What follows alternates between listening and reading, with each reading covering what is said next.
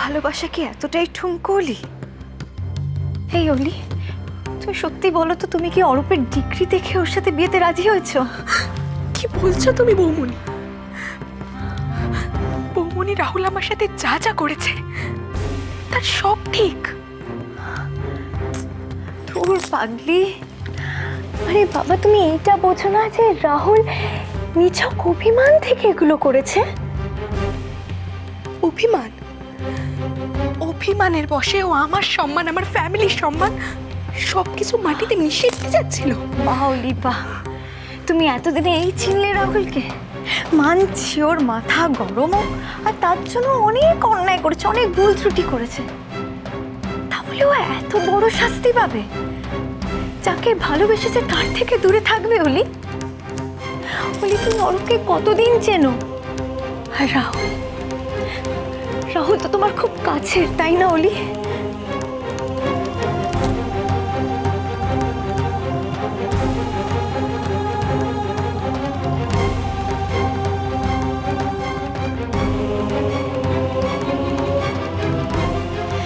দেখো অলি, আজ তোমাদের আশীর্বাদ, আর কদিন পরেই তোমাদের বিয়ে। তুমি পারবে রাহুলকে ভুলতে? হ্যাঁ ফাইন, যদি পারো not a problem, very good, খুব ভালো। আর যদি না পারো, রাতের পর রাত ওর স্বপ্ন দেখে যদি তুমি চমকে জেগে ওঠো, তখন কি জবাব দেবে তুমি অরূপকে?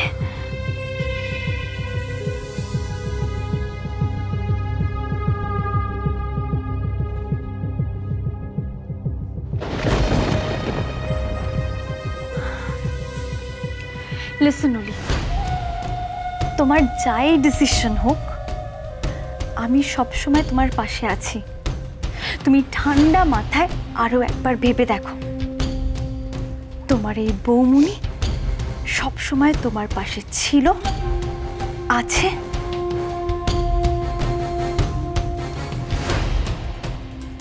আর থাকবে।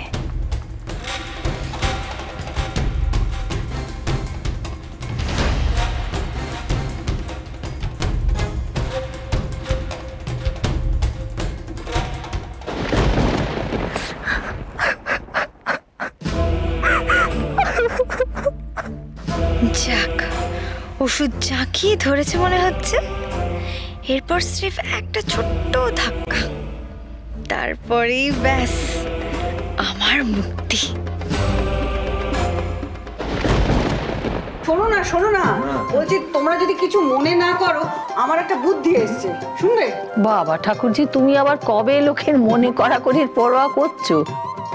বলো, কি বলবে বলো। না, আমি বলছিলাম অরূপ তো আমাদের বাড়িতে একবারে ছেলেরই মতন, হ্যাঁ, আর ওই আংটি টাংটি বদলও হয়ে গেছে ওদের, আর অলি আর অরূপের সঙ্গে দেখা সাক্ষাৎ হচ্ছে। আরে বাবু, আমাদের কালে তো দেখা সাক্ষাৎ হতো সে একবারে ছাদনা তলাতে, এখন তো আর সেরকম কিছু নেই। আরে বাবা, তুমি তো দেখছি ধান ভানতে শিবের গীত শুরু করলে। কি মনে এসেছে তোমার সেটা খোলসা করে বলো না তাড়াতাড়ি। বলছিলাম যে মানে এই যাতায়াত করতে হবে না, সেই জন্য বলছি যে ছেলে মেয়ের আশীর্বাদ দুটোই যদি এ বাড়িতে করে নেওয়া যায়। বাহ, এ তো দারুণ আইডিয়া। মা, তুমি কি বলো? এটা তো খুব ভালো, এটা তো হতেই পারে। তাহলে অরূপকে বলি রেডি থাকতে। আরে দাঁড়া দাঁড়া, ইন্দিরাকে জানাই, ওর মতটা তো নিতে হবে। আরে বাবা, ও হ্যাঁই বলবে, এতে সকলের সুবিধে হবে তো। অখিল, তুই একটা কাজ করতো বাবা, তুই একটা ফোন করে দে অরূপকে। হ্যাঁ জেঠুমনি, তুমি ফোনটা করেই দাও। অপর চল, রেডি হয়নি, বেরোবো। হ্যাঁ হ্যাঁ, চল চল। ফোনটা ঘরে রেখেছি আমি, মা ঘর থেকে ফোনটা করে। আবার রেডি হতে অনেক সময় লাগে। ও বড় বৌমা, অলি সাজগোজ হলো? একবার কাউকে বলো না নিয়ে আসতে, দেখি কিরম সেজে গুজে ওকে দেখাচ্ছে। এখনো সাজা শেষ হয়নি ফুলপিসিমা, অরূপ আসছে বলে একটু তাড়া দিয়ে আসি। হ্যাঁ, তাই দাও। আচ্ছা আমাকে একটা কথা বলো, এই শাড়িটাকে কেমন লাগছে গো? আমি না ভীষণ কনফিউজ ছিলাম, মানে এই জুয়েলারির সঙ্গে শাড়িটা যাচ্ছে তো, ঠিকঠাক আছে তো? হ্যাঁ দেখি কি মিষ্টি লাগছে গো আমাদের অলিকে। হ্যাঁ, ভীষণ সুইট লাগছে। বস তুই বস, তুই বস। আচ্ছা পিসু, শোনো, তোমার সাথে আমার কিছু কথা আছে। বলে ফেলো। অলির বিয়ের দিনকে কিন্তু তুমি আমাকে ওই সুন্দরভাবে শাড়ি পরিয়ে দেবে, বুঝেছো?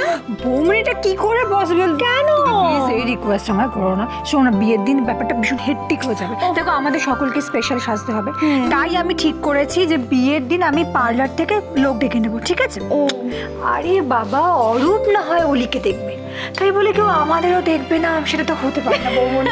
ঠিক বলেছ। কি হয়েছে অলি? এত সুন্দর লাগছে তোমাকে। এখন যদি মুখ গোমরা করে থাকো তাহলে পুরো সাজটাই মাটি হয়ে যাবে।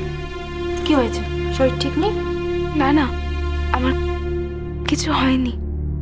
তাহলে এরকম গোমরা থেরিয়ামের মতো মুখ করে কেন বসে আছিস বলতো? বৌমনি, দেখো ওর অবস্থাটা, ওকে দেখে মনে হচ্ছে না ওর আশীর্বাদ নয়, ওই বৃষ্টির যেমন এক্সাম শুরু হওয়ার আগে এক্সপ্রেশনটা থাকে, ওর মুখের এখন ঠিক সেরকম অবস্থা, তাই না?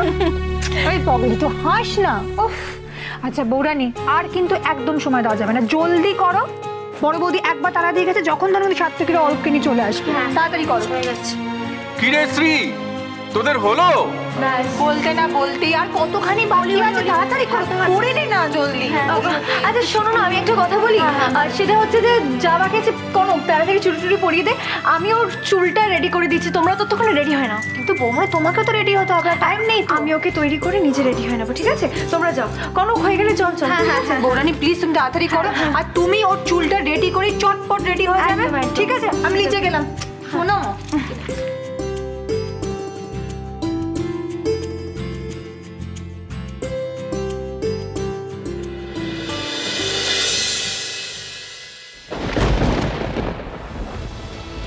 এখনো তো কিছুই হয়নি, সবে তো কলির সন্ধে, এরপর তো আরো অনেক গোলমেলে ব্যাপার ঘটবে অলি।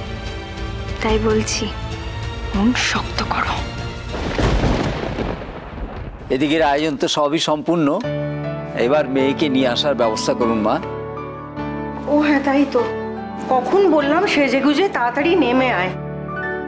শ্রী, তোমরা তোকে সঙ্গে করে নিয়ে আসতে পারতে। আরে আমি তো বলেছিলাম, কিন্তু বৌমনি বললো অলিকে তৈরি করে নিয়ে আসছে। আরে বাবু, এত সাজ কিসে? এ তো বিয়ের সাজ নয়, আর আশীর্বাদ করার জন্য হাত নিষ্পিস করছে গো। আমরা তো প্রায় সাজিয়ে এসেছি বলদিদুন, এত দেরি হওয়ার তো কথা নয়। ও ইন্দু, কি করব? অলির যদি দেরি থাকে তাহলে কি আমরা অরূপের আশীর্বাদটা দিয়ে শুরু করে দেব? সেটা ঠিক হবে না।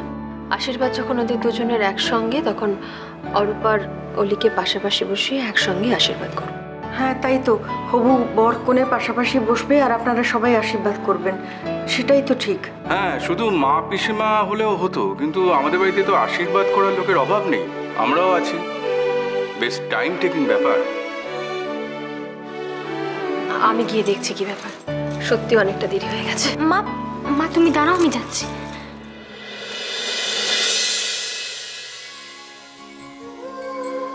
ওই তো ওরা এসে গেছে।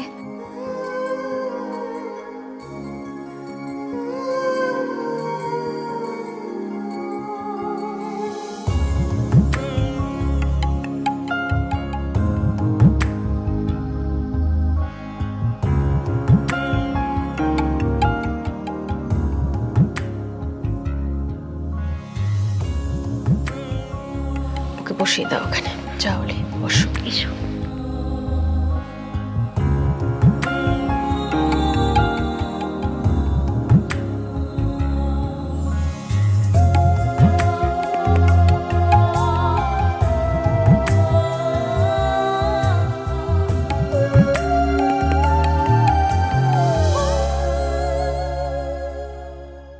ওদের দুজনের মঙ্গল করো ঠাকুর, সব যেন শুভ হয়।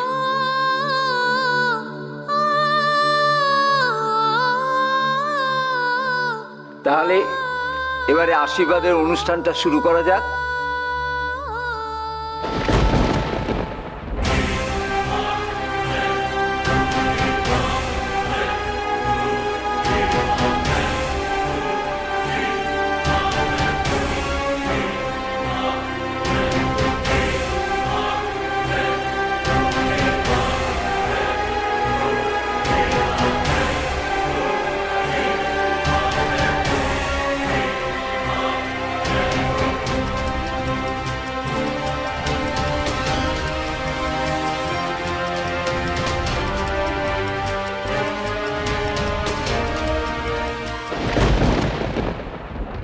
তুই কি রে কনক, একটু যত্ন করে কাজটা করতে পারলি নে? হ্যাঁ, শিখা এমনিতেই দেরি হয়ে গেছে দেখো। এখানে অনেকের মনেই কচকচ করছে গো, কিন্তু কারোর মুখ ফুটে বলার সাহস নেই।